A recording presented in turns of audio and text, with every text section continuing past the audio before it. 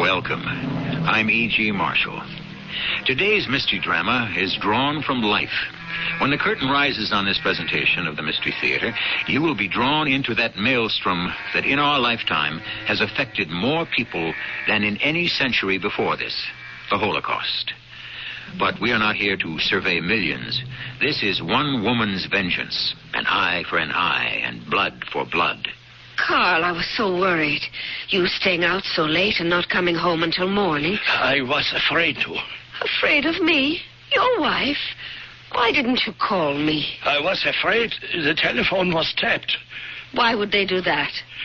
Anna, the past is returning to haunt me. I must be careful. I think I am a marked man.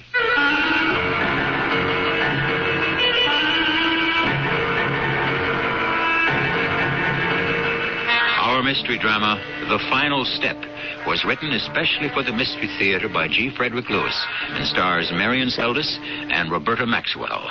I shall return shortly with Act One. Ohio's Junior Miss. Thursday on CBS Television. The first runner-up, winner of an $8,000 It's the 24th annual America's Junior Miss Pageant. Lauren Green will host as 50 high school seniors compete to win the title of America's Junior Miss.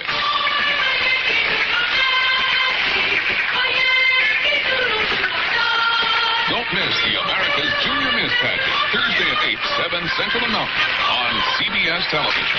Hi, Pat Summerall to suggest that a good place to start pursuing your outside interest is inside True Value hardware stores, where you'll find a wide selection of their own quality West Point bicycles to help you enjoy the great outdoors. Biking is a good way to take in the summer scenery. West Point bicycles come in a wide range of sizes and models so that almost anyone can take advantage of this healthy mode of transportation. And remember, West Point bicycles are sold exclusively by participating True Value hardware stores and home centers. Can't he see the difference between the letters B and D? He won't stop talking for 5 minutes. Why won't she behave at school? He won't sit still. My child tries so hard, why can't he learn? He can't distinguish his right hand from his left. Why can't she remember how to tie her shoes? He's impossible to live with. This is Pat Collins for the Foundation for Children with Learning Disabilities. These frequent complaints of parents can actually be symptoms of a child with learning disability. Problems in language and math, lack of coordination, disorganization, and hyperactivity are just a few indications of this problem. The keys to helping a child with a learning disability are early detection and special teaching. For further information on recognizing learning disabilities and to receive a free copy of Their World, a publication of FCLD, write LD, Box 2929, Grand Central Station, New York, 10163.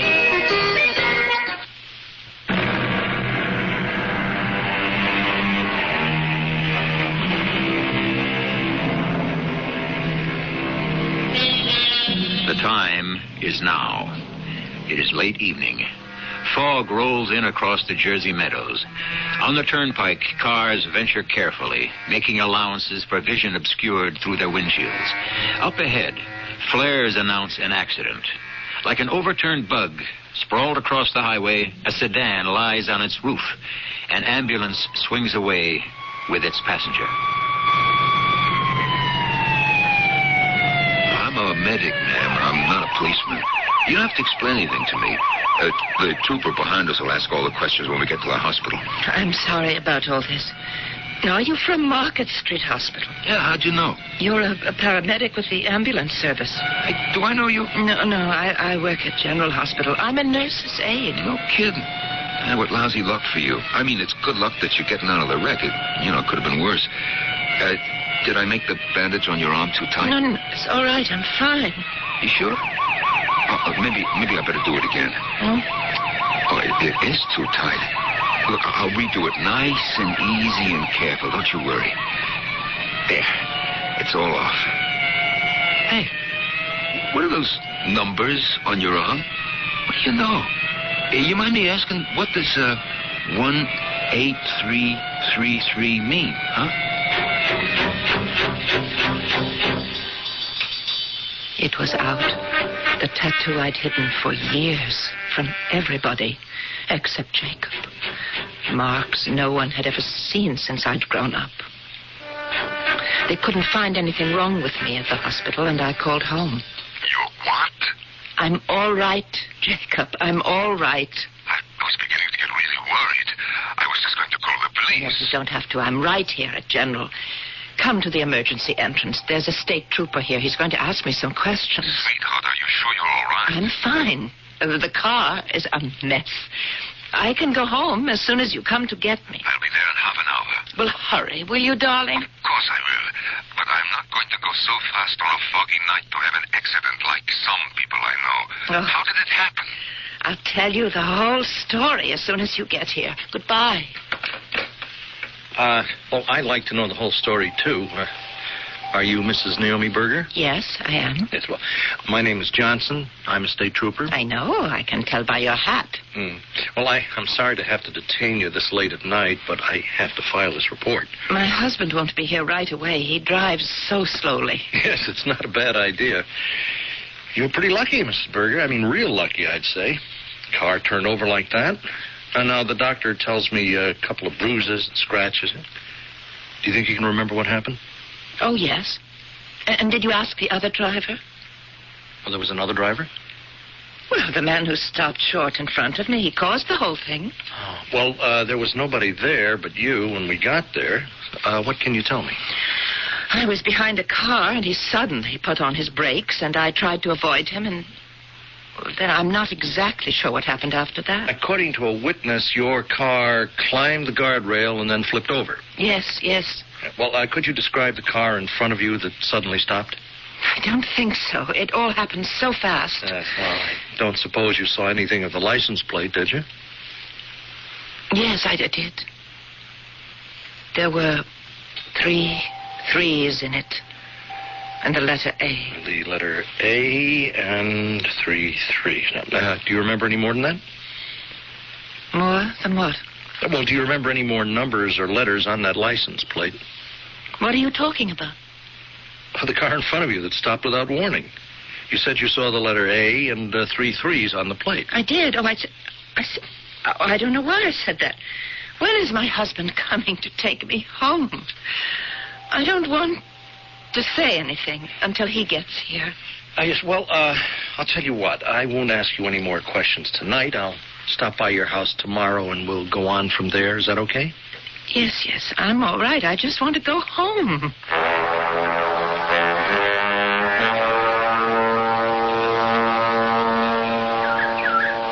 Good morning, Naomi.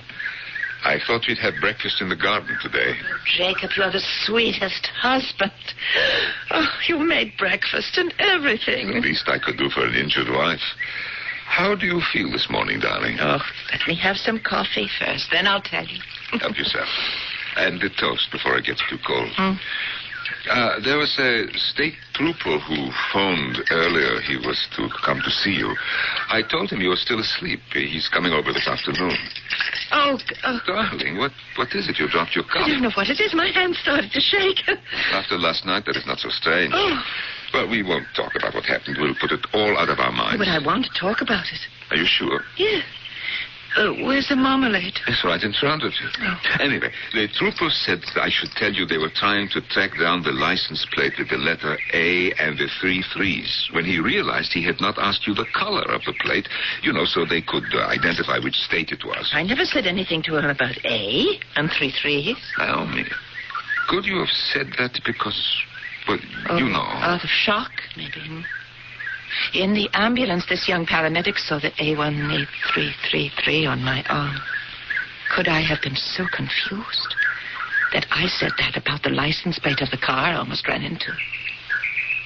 I didn't tell you, did I? He was driving that car. Carl Dürer. Naomi, makes sense. How could it have been him? Now, I wish you would put all this behind you. It's making you see things, and what is worse, believe them. Now, give it up, sweetheart. Give it all up. What is past is past. I'll never give up. How can I? How could you have seen the face of a man in a car in front of you at night? Oh, Jacob, you just know it. You remember London? What? It was like that? When you spotted him on Waterloo Bridge and he ran away from you? Tonight he knew I was right there behind him. Well, if he did, and he stopped short on purpose, well, you might have been killed. The Lord has other plans for me. Don't make it too hard for the Lord to protect you. How many years is it now that you've been following this man? I don't count it in years, Jacob. I count it in lives. My mothers, my fathers, and my sisters. You didn't know them, or you wouldn't dream of saying to me, give up. My darling Naomi, they are gone. Death camps, Nazis, crematoria. It is all part of history. It is over now. Not for me. Ever. Well, look at it dispassionately. Let us say that Karl Dürer is here in New Jersey. He is. And you have chased him, hunted him down from Auschwitz to Genoa to London to Argentina to New Jersey. Are you denying it was him? Of course it was. So he is here now, somewhere, in some town or city. Where does he live? Under what name? I have found out before. I can do it again. Why is he driving in front of you on the turnpike at night? Or no, it was you behind him? Professor, what point are you making? Naomi, is it not possible it has become an obsession? It is an obsession. I don't deny that. You ask, how did he know? I'll answer. When I came out of the hospital after the night shift, there was a car parked ahead of mine. Karl Dürer walked to that car and unlocked it. He turned for a moment and looked at me. Then he got in it and drove off. So that is how the accident happened. You were chasing him. So he recognized you, you say. But he did not know who you were. Maybe somebody from his past, somebody who could identify him. He knows I've seen him before. If the man in the car is the camp doctor who caused the death of your family... Oh, Jacob, don't be so mealy-mouthed. Caused the death. Killed them. Murdered them. If you want now to bring him to justice, you have to stop putting him on his guard by chasing him. Now, we may have to enlist the help of an international lawyer. We have to get enough evidence together to punish him legally. You may have to do it that way, Jacob. I don't have to. All I have to do is follow him until he stands still long enough for me to kill him.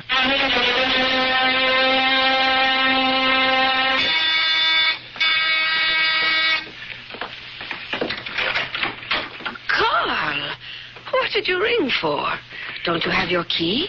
Where have you been? I lost my house key and my key to work. I told you to put them on the same ring with the car keys.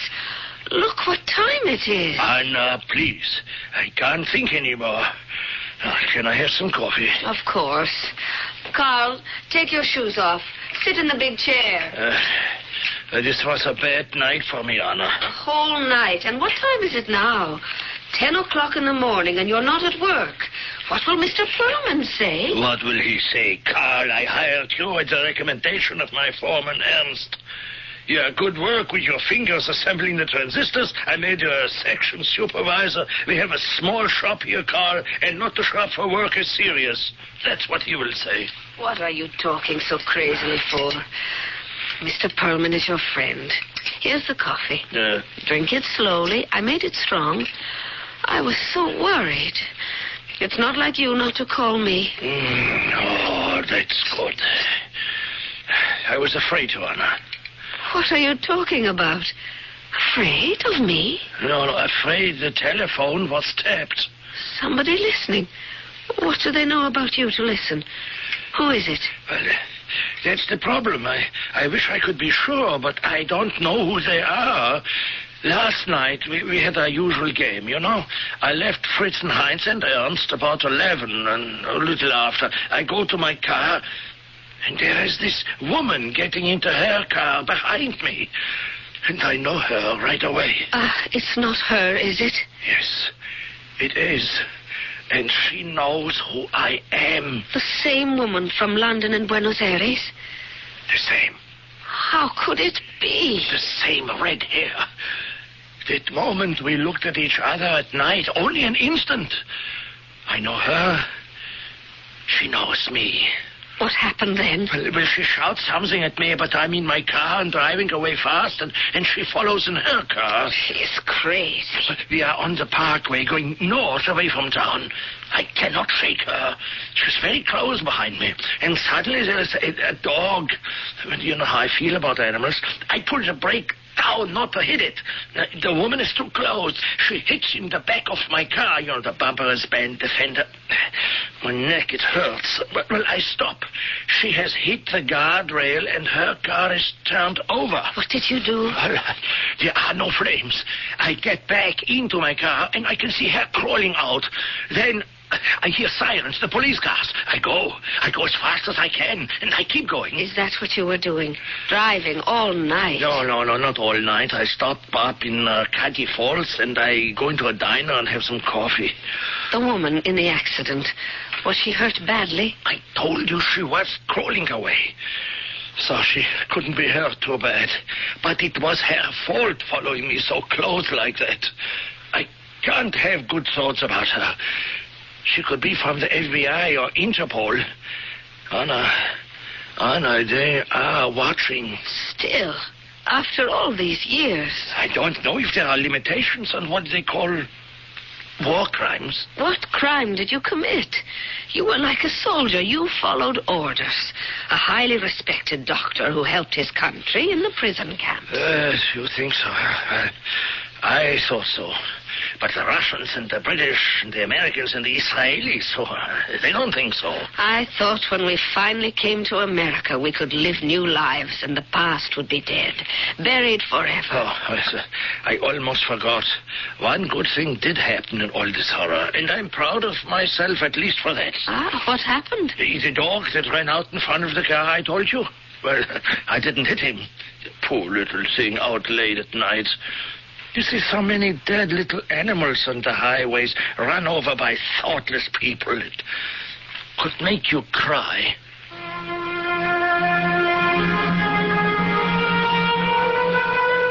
I think you're getting the drift of where all this is leading. This is no mere tale of retribution or revenge. It involves a crime of war. All societies, it's been said, are capable of committing war atrocities. So who are we to cast the first stone? I shall continue our account of Naomi's pursuit of such a criminal when I return shortly with Act 2. Feeling fit, feels so good, burning up the way. You know you should.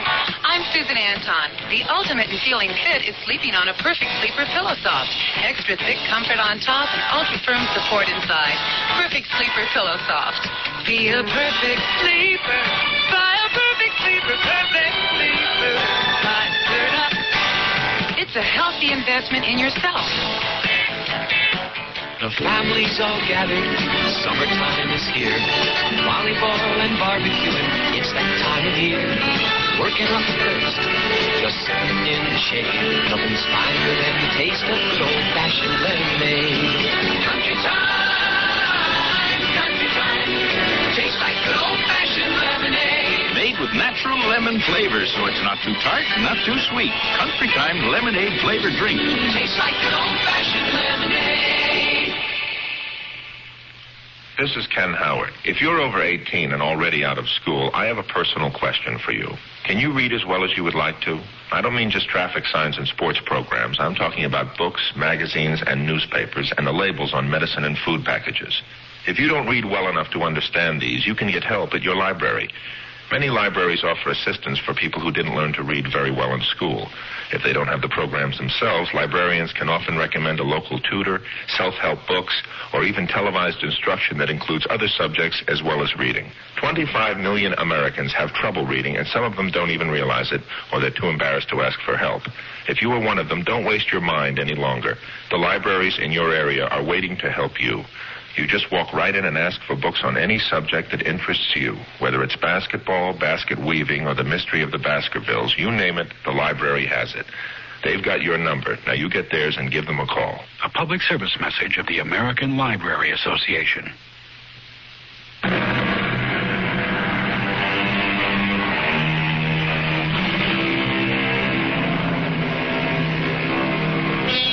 volunteer nurse's aide who has suffered the loss of her family in the Nazi extermination camp of Auschwitz some 35 years ago has made it her mission in life to bring the prison doctor responsible for the murders to justice and has pursued his shadow across 2 continents.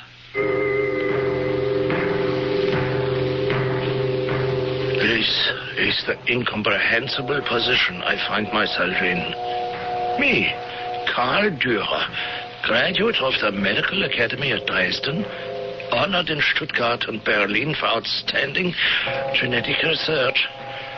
I conducted bona fide medical experiments at Auschwitz. They don't believe that. I was never a Nazi. They don't believe that. So for years, I've been on the run. It is unjust. This creature with the red hair, she must have survived somehow. What does she want from me?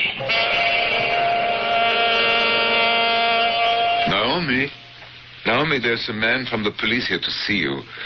She will be right down. I'm sorry I couldn't get here yesterday. You're her husband? I always forget to introduce myself. Jacob Berger. Yeah, well, here, let's see. Oh, you teach classical literature and German history at the junior college, huh? You know a great deal about me. And your wife does volunteer work at General Hospital. In the laboratory, not with the patients. But why such investigation, Mr. Johnson? Well, sir, Mrs. Berger narrowly escaped with her life, so naturally we check every body and everything. Good morning. I forgot your name? Oh, Johnson, Mrs. Berger, state trooper. May I sit down? Yes, and you may take your hat off. Ma'am? Oh, I'm sorry. Now, let's see. You told me the night of the accident you observed the license plate of the car you hit had the letter A and 3 3s. Do you remember the color of the plate by any chance? No, I don't. I see. The color of the car? Blue. Blue sedan. How far in front of you was he? I don't know. It's kind of hard to say how far. 1 car length, 2 car lengths, 3, 4, huh? I'm not sure. Oh, you were following this car for some distance? I guess so. You say you didn't know the identity of the driver or any occupant of the car you hit? How could I know them? So there's no basis in the fact for presuming you might have been chasing this car? Chasing? Why would I do that? Well, you were not on your way home from the hospital, were you? If I may interrupt, I get the impression that the police believe there's something suspicious in my wife's actions and she's being accused of something.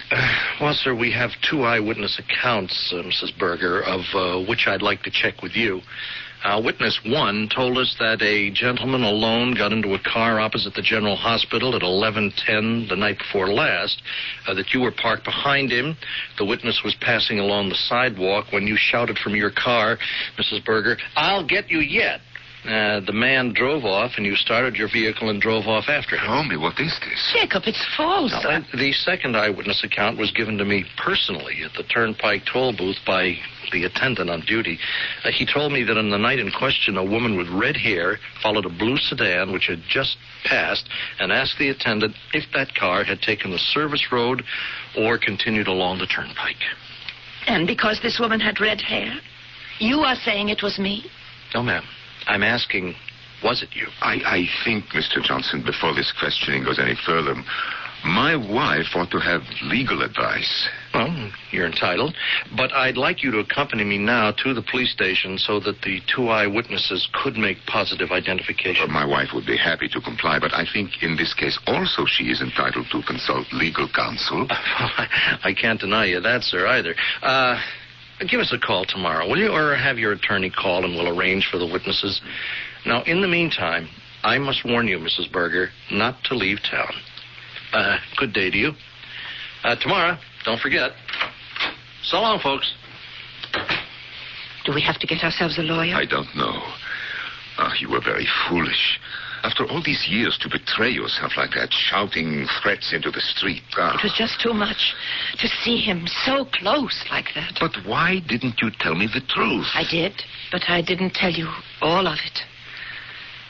Jacob, I feel we are at the end of the trail. We've talked about this so often, but he's here now. He must be living in this area and working here. Now we should put the main plan into operation. That plan? You don't have to be part of it, Jacob, if you don't wish to be. We agreed on that. I always said that when the time comes and you can't go the final step, I'll let you out. I'll do it alone. No, we are in this together. Everything. The final step included. When I married you, your mother and father and your sister Lisa became my mother and father and sister. I want Carl Dürer to pay the ultimate price as much as you do. He's had the luck to escape for a long time. I think it is over.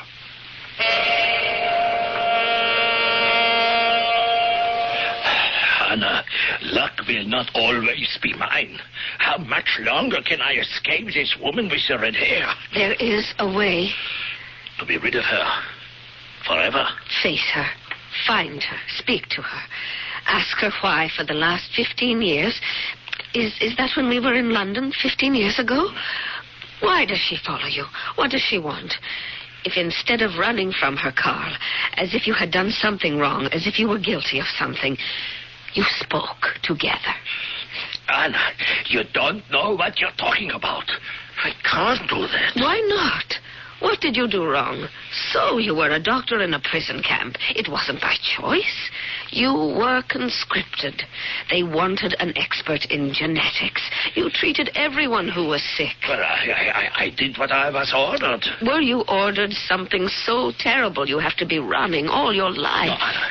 No, Anna, it's the unspoken part of my life. You've been wise enough not to ask me what I did, and why after the war I had to give up being a doctor, and why I disappeared from Germany for so long. And then, when I finally wrote you under a new name from London, you came and joined me and never asked me why.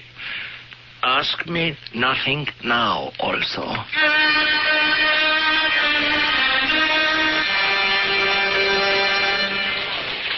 You know what I'm going to tell that state trooper, don't you? Yes, just exactly how much? I prayed last night, Jacob. So did I. I said to Mama and Papa and Lisa, now is almost the end of the trail. Did you make the phone calls? Yeah, 2 newspapers. How did you say it? Well, I told them who we were, that you were going to the police station today to give information about a Nazi prison camp doctor. That here in our small town in New Jersey, a murderer lives among us. Perfect. Well, good day, folks. Oh, I'm sorry we have to meet out here, but space is at a premium today.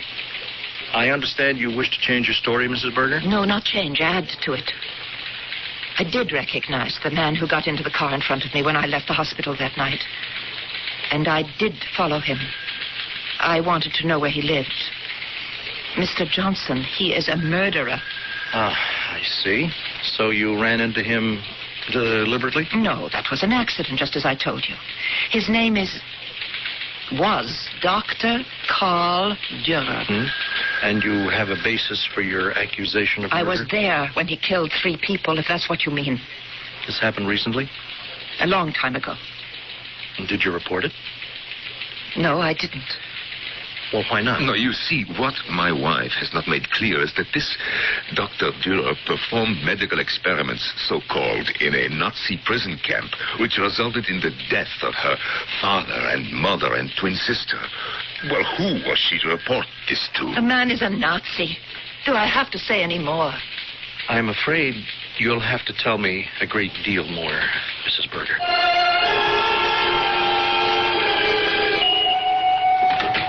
Carl, is that you? Yes, I'm home, Anna. Oh, I'll get the phone. No, don't answer it. Don't answer it, please, Carl. Why not? It's been ringing all day, since you went to work. Why don't you answer the phone? This is too stupid. Carl, please. Hello? Hello? Who is this? Who is this? Who are you? It was one of them, wasn't it? Has this been going on all day? Horrible. He called me a Nazi murderer. That's why I stopped answering the phone. Didn't you see the morning paper? No. Here. Look.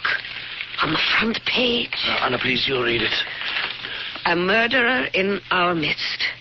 Mrs. Naomi Berger accuses Karl Dürer of being a Nazi torturer at Auschwitz, the infamous Nazi extermination camp of World War II. The wife of Jacob Berger, professor of German history, made a statement today at police headquarters denouncing Stop it! All day, people have been calling here. They look us up in the telephone book. What are we going to do? We have to go away. Where can we go, Carl? You must stand up to this woman. See her. Go there. What do you have to fear? It's all lies. Make her believe you. This Mrs. Jacob Berger. And it's no use. The authorities will come, and they won't listen either. Yes, I performed experiments under orders. Of course people die. They would have died anyway. I put them to sleep. Wasn't it a better death than being shot or gassed like the others? You could be accused of murdering, like it says. Anna, I have got to go out. I'm going to find that woman. I am going to face her, as you say. Oh, where's the telephone book? Where it always is, next to the telephone. Yes. Yes, here it is. Just like any other name. Now, what is her husband's name? Jacob. Yes, Jacob. Yes, Jacob Berger. Who are you calling? Mrs. Jacob Berger. I am going to tell her that Dr. Karl Dürer is on his way over to pay her a house call. Don't go over there, Karl, yet. Oh, Mrs. Berger? This is Karl Dürer. No, Karl, no. Just a moment, please. Anna, please. If you are determined to see her, don't warn her when you're coming. Suppose she has some police with her when you get there. Do as I say, Karl. Hang up. You're right. For a change, I will be the hunter, and she the hunted. Let her wonder what I am going to do next.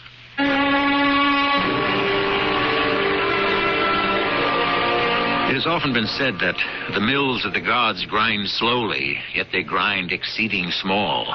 In other words, the reward of patience is justice. Naomi Berger sees no evidence that patience would even ultimately redress wrongs, so she herself has decided to play Nemesis, a most dangerous game. I shall return shortly with Act 3. Kodak brings the instant to life. Kodak wants to offer you some instant fun money for a limited time only. Get a $10 rebate when you buy either the Kodak Colorburst 250 or the new Colorburst 350 instant camera. With either instant camera, you get the sharp, rich, vivid color pictures Kodak is famous for. See your photo dealer for details about Kodak's $10 fun money offer. Kodak brings the instant to life. When you want quality, instant printing in a hurry, see the professionals who print at PIP. Whatever your printing needs, depend on the professionals at PIP. Want your own personalized stationery and envelopes? Depend on PIP. Want business brochures and sales reports? Depend on PIP. For all your printing needs, depend on PIP. Look for the PIP near you in the yellow pages under printers. That's PIP. The following is a reenactment of a scene that never happened. When I told the fat man that I lost the letters of transit, I thought he was having a heart attack. Sure. Do you know the warning signals of a heart attack? Well, sure, Rick. Well, no, Rick. Then listen and get it once. A pain in the center of your chest may spread to a shoulder, your neck, or an arm. May feel dizzy, nauseous, sweaty. If it lasts 2 minutes or longer, get emergency help right away. Got it? Sure, Rick. Oh, Rick? Yeah, shoot. Well, the fat man was mad when I called the ambulance. He said it wasn't a heart attack, but me giving him indigestion. That's common enough. A lot of heart attack victims say there's nothing wrong. Want to think it'll go away. Your American Heart Association has the information on heart attack, so get them on the phone. They're fighting for your life. But, Rick, the fat man did have indigestion. I'm feeling a little queasy myself. Well, did I make a mistake, Rick? Aside from being born, you mean? No.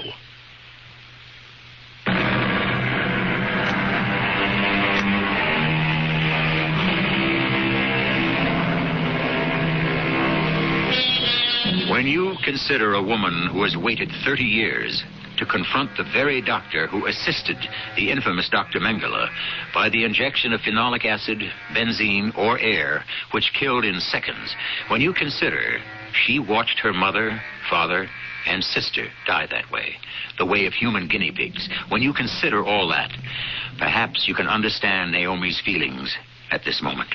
He's coming here. I know it, Jacob. I know he's coming. What did he say on the phone just now? He said, Mrs. Berger, this is Carl Buehrer. And then I heard a woman's voice say, Carl, don't. And then he said, just a moment, please. And then they talked.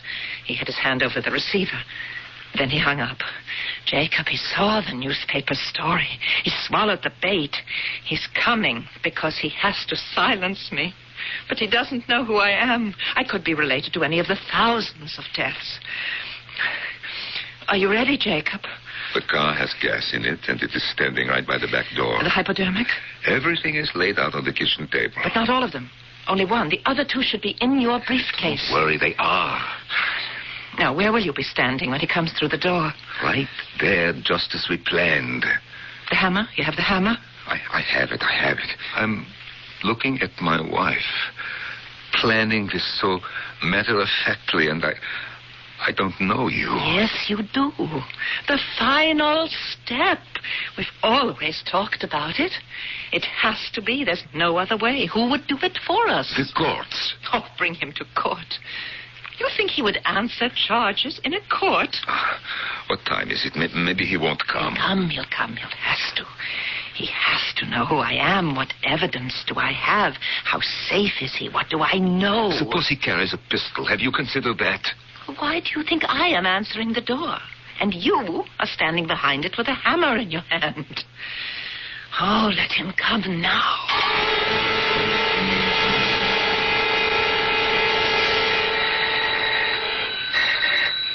That's him. The ring of authority. Are you going to answer it? Open the door before he goes away. You have the hammer? I told you that I have it, you see? All right. No, wait. What for? If he has got a gun, warn me. I'm coming. Mrs. Berger? Yes? Is your husband home? I'm afraid not. I am Carl Buehrer. I think you wish to talk to me. May I come in? I have been waiting for you to call on me. Please come in. Go right ahead. Into the living room. Oh, did I kill him? No, he's still breathing. You did fine. Help me move him so I can close the door. All right, then we'll drag him into the kitchen. About the injections, will you do it or should I? I'll show you how to do it, Jacob. Don't worry.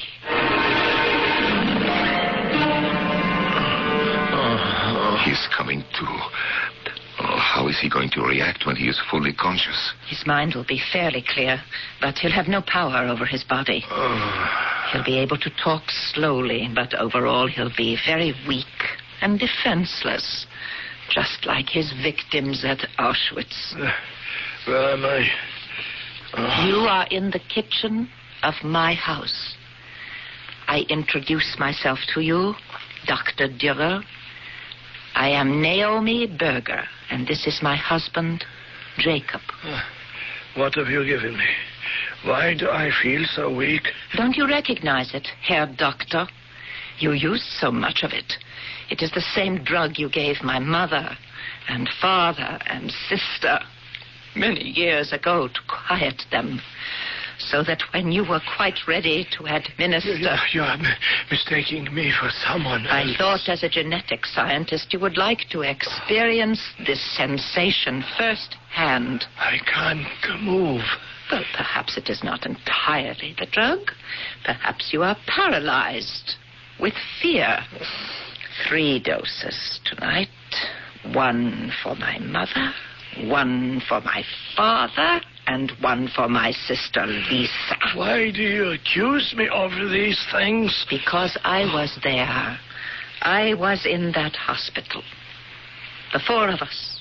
I saw with my own eyes. I saw your Dr. Mengele say to you, Carl, take care of these biologically inferior specimens. So it was time for the second treatment, and you injected the specimens. Mother, father, and Lisa. No, you're wrong. I was not a cab doctor at Auschwitz. But then it was time for lunch, and you said to me, little girl, wait there, so your mother and father and sister will see you when they wake up. And then you went to lunch. That was not me. You are mistaken. It was someone else. Only I knew they would never wake up, and for some reason I wasn't weak. I was strong, and I ran away, and I hid. Naomi, is it time for the next injection? No, not yet. Redhead.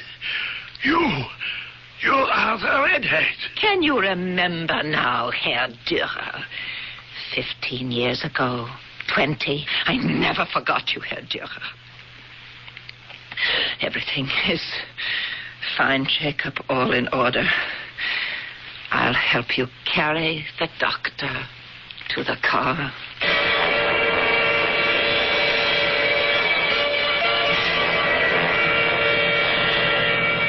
Where are we? We have traveled an hour and a half. You have been asleep. How am I going to die? 2 injections, 15 minutes apart. Doing this does not bother you, huh? What are you, a teacher? I teach the classics, German. Yes, literature. I am not a beast. I am not inhuman. Perhaps not now, but then you lost touch with reality. Those were human beings you experimented with. I was a doctor, highly qualified. Do you know what the word conscience means? I know what the word duty means.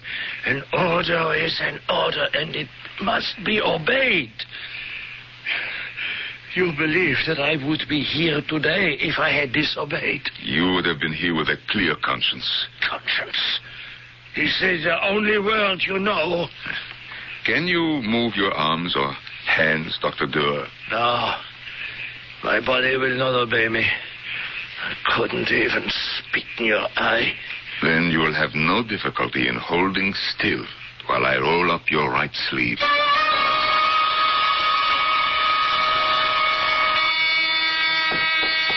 Oh, Carl, I've been so worried. Mrs. Dürer? Yeah, yes? I'm State Trooper Johnson. Now, these keys were found on the turnpike a few days ago. I traced one to the Acme Transistor Corporation, where I believe Mr. Dürer works. Now, I spoke to a Mr. Perlman. My husband's boss, yes.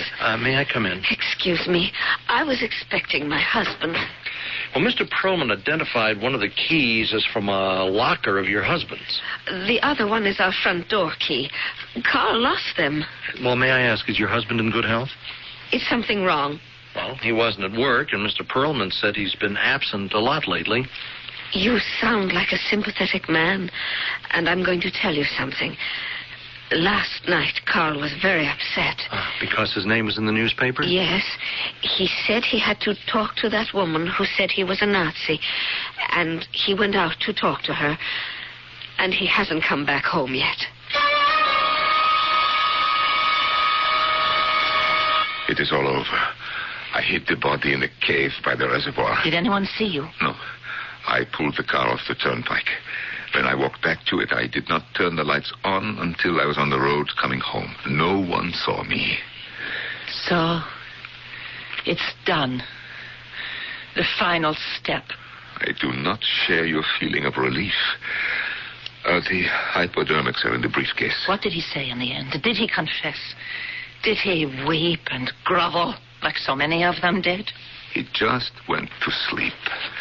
Now, I'll take these hypodermics and wash them out.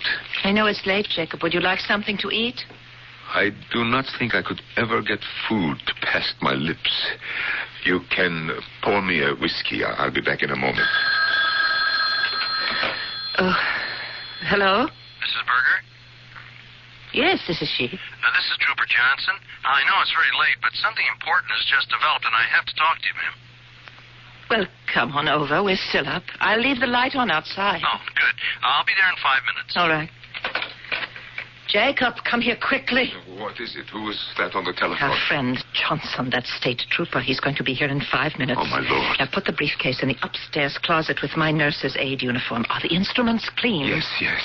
Oh, how could they have found him so quickly? Now, remember, you were here all evening. Put your slippers on. Go sit on the sofa. Open a book. Mr. and Mrs. Berger, I am going to dispense with the apologies for the lateness of the hour. Now, I've been to see the wife of Carl Durer. He left home to come here, Mrs. Berger. Now, did you see him? No, I can't say I did. At no time today has Carl Durer been to see either of you? But Jacob and I have been here alone all evening. I see. I haven't yet informed Mrs. Durer, so I shall ask you to keep this to yourselves for the present. 2 hours ago, in the Reservoir District, Carl Durer was discovered run over on the turnpike, dead. Now, he was apparently hit by some vehicle. You think he was walking along the highway and he was hit by a car? Well, he's been taken to the morgue, and after a thorough examination, we ought to be able to pinpoint the cause of his death. I'd better go now and inform Mrs. Durer. He suspects us. They're going to find traces of the poison in him. I don't understand how, after those injections, he could get up and walk to the turnpike. It was the identical phenolic acid he used on Mother and Father and Lisa. It is just beyond me. Naomi. You told me you left him hidden in a cave by the reservoir. But that's over a mile from the main road. Jacob, what happened? Naomi, I could not do it. I did not inject anything lethal at all. I started to roll up his sleeve. I took out the hypo and he passed out. Fear, shock, or what remained from the original tranquilizer, I do not know. I pulled him out of the car. I propped him against a tree, and I drove off. I knew he would wake up sometime. I'm sorry, Naomi. You didn't do it. I couldn't. I could not take that final step. Oh, my dear Jacob. How could I have asked it of you? He must have come to and started to walk home, and somebody else. He could have been blinded by headlights. Oh, Jacob. All these years, and we never punished him. Isn't it enough that we brought him to the edge of death?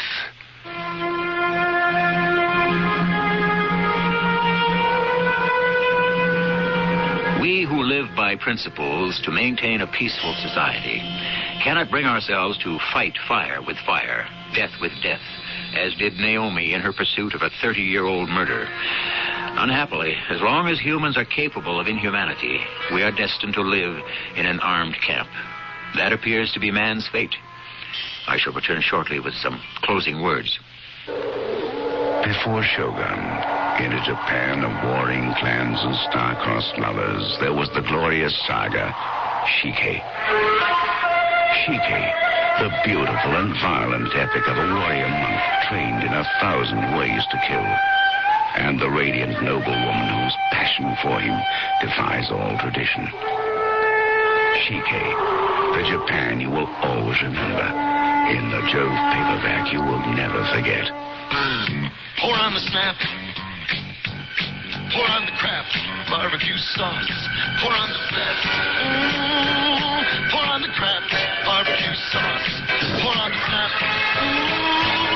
Pour on the craft. Barbecue sauce. Only one barbecue sauce can give me the snap of this secret blend of 16 herbs and spices. Ours. Pour on the snap.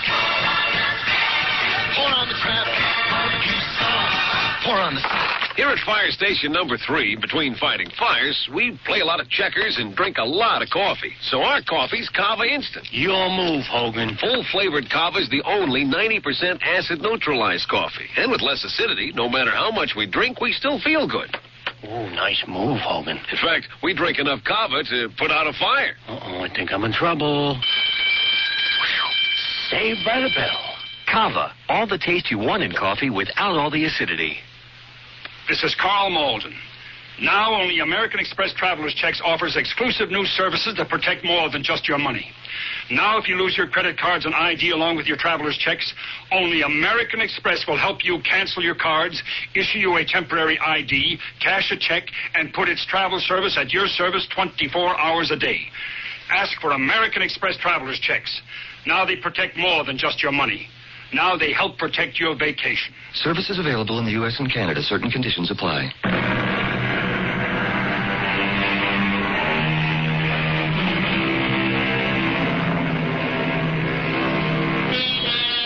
None have defined man's nature better than Rudyard Kipling.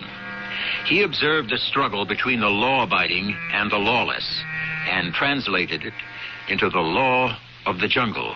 Now, this is the law of the jungle, he wrote, as old and as true as the sky. And the wolf that shall keep it may prosper, but the wolf that shall break it must die. Our cast included Marion Seldes, Roberta Maxwell, Norman Rose, and Earl Hammond. The entire production was under the direction of Himan Brown. This is E.G. Marshall, inviting you to return to our Mystery Theater for another adventure in the macabre. Until next time, pleasant dreams.